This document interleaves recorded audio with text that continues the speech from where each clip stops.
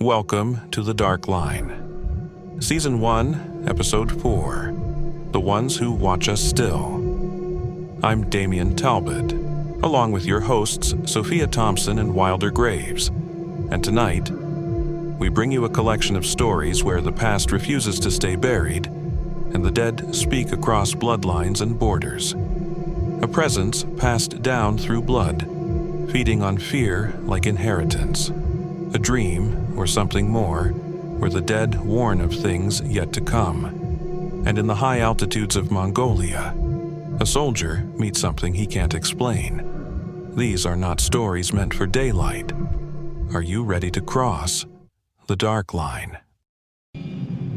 Now I've heard a lot of tales about curses, family lines tangled in the unseen. But Elizabeth's call, out of a quiet Kentucky town? It's different. It's not just a haunting. It's a generational war, and it might not be over yet.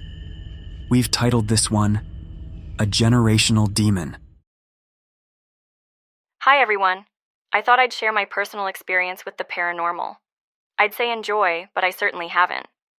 It starts before me, with my grandmother, Kathy. Not exactly Mother of the Year.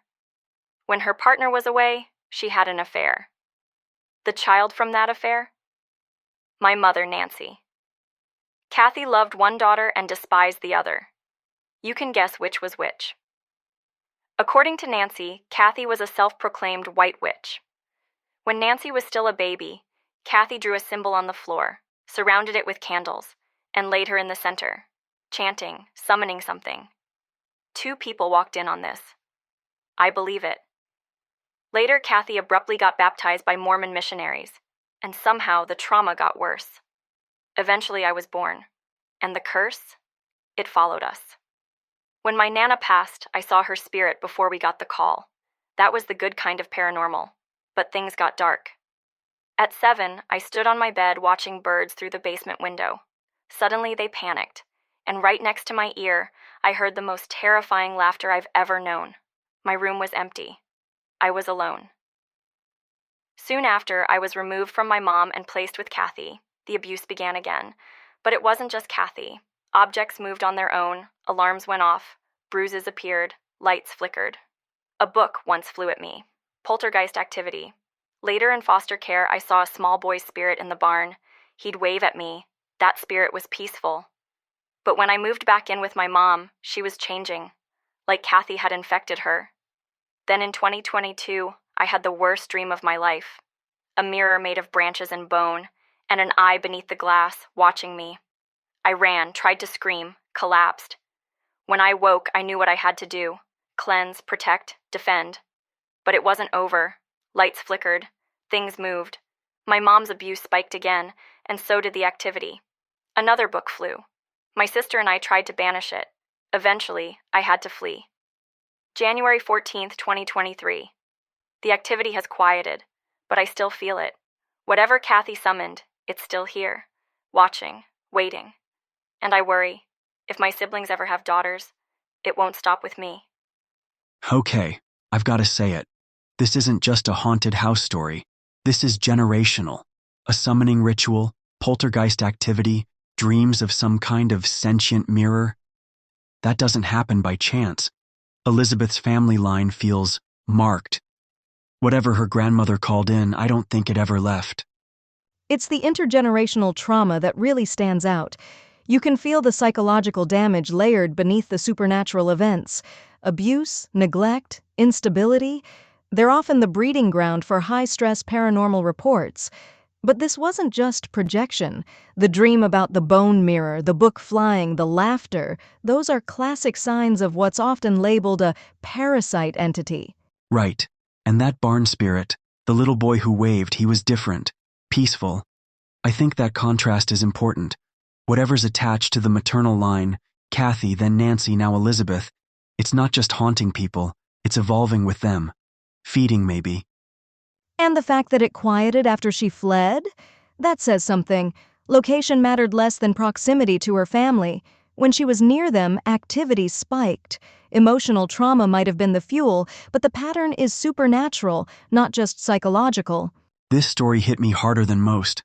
Not because of the ghosts, but because it suggests a haunting that doesn't die when someone moves.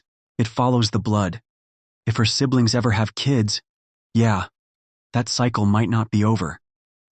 And that's what scares me the most. Not just the fear of being haunted, but the fear of passing it on.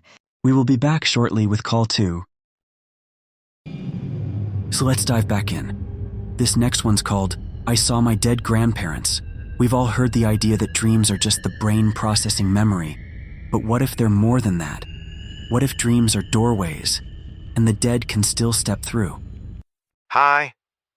My name's Marcus. I'm calling from Santa Fe, New Mexico. I've had this dream, well, not just a dream, for years now. But it only started after both my grandparents passed away. In the dream, I'm sitting at their kitchen table, the one from when I was a kid, with that green glass ashtray and the squeaky fan overhead. Everything is exactly like I remember it, but sharper, almost too clear. My grandpa's there, smoking like he always did, and my grandma's got that same floral dress and her hair pinned up. They're both looking at me, smiling. But it's not a normal dream smile. It's like they know something. The first time, they just said, "You're not ready yet." The second time, a year later, they said, "Be careful," in May. And this last time, just last week, they said, "Don't take the job. You already know why." The weird part? I'd just gotten a job offer the day before, one I hadn't told anyone about. And yeah, I didn't take it. I couldn't.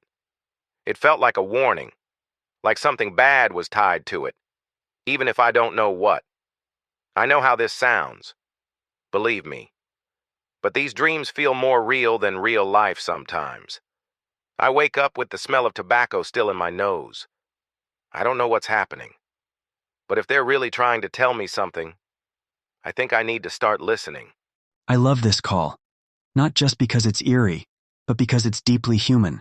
Across cultures, dreams have always been seen as bridges, not illusions, not noise, but messages, warnings, a form of memory that slips the rules of time. And Marcus didn't just see his grandparents. He spoke with them, was warned, advised. That doesn't sound like a grieving mind. It sounds like a connection. It also sounds like loss. And the mind finds remarkable ways to hold on. These visits could be his way of processing unresolved emotions, regret, hesitation, even fear, especially when a major life decision, like a job, is involved. But I'll admit, something about this unsettled me. The precision of the warnings, the fact that the dreams only began after their deaths and only came once a year, that pattern doesn't feel like a subconscious spiral. It feels deliberate. Exactly. That's what gives it weight. These aren't the frantic, chaotic dreams of stress. They're quiet, measured, full of clarity, like whispers through fog. In Tibetan tradition, dreams are considered part of the bardo, a space between this world and what comes next. Maybe Marcus's grandparents are in that space, reaching across, one word at a time. And if we look at the emotional impact, it's working. He listened, changed his path. Whether the message came from beyond or from within, it mattered. That's the thing about dream visitations. Whether you believe or not, they ask you to listen. And sometimes listening is enough. When we return, what lingers in the mountains of Mongolia?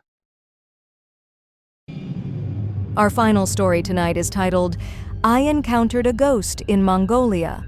The caller was a young soldier stationed far from home, alone in a place older than memory. He thought the quiet was peace, but in the silence, something found him. Hi, Darkline. I'm Jason, calling from Missoula, Montana, but I was stationed just outside Ulaanbaatar, Mongolia, when this happened. I was 22. It was my first solo post. Some communications gear outside the main base. Real quiet, dry, and cold in a way that didn't feel natural. So one night I'm finishing checks and the radio crackles. Not static, like voices. Foreign at first, then English. A woman's voice, soft, calm. She said my name, first and last. I froze. No one back home even knew where I was, and the signal wasn't broadcasting. Then I saw someone outside the shack, a woman, standing completely still. No coat, no gear. Just there. I opened the door to yell, but when I stepped out, she was gone. No footsteps in the dirt, nothing on the sensors. Just that cold, still air. I didn't report it. Who would believe me? But later that week, one of the locals, an old guy who came by with deliveries, asked if I'd seen her. He said, "She wanders between the wind and the wires. You only hear her when she wants to be heard." That night, I slept with the radio off. But I still woke up because I heard her whisper my name. There's something fascinating about how the unfamiliar can heighten our senses.